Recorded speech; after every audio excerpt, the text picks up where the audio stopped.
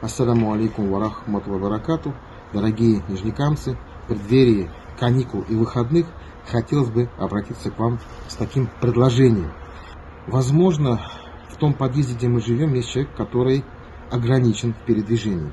И я предлагаю нам, мужчинам, жильцам этого подъезда, среди нас есть доблестные химики, шинники, таифовцы, танековцы, сибуровцы, предприниматели. Я предлагаю вооружиться инструментом, а может быть даже сварочным аппаратом, и поправить, или исправить, или приспособить удобно пандусы, через которые передвигается наш сосед, который ограничен в передвижении.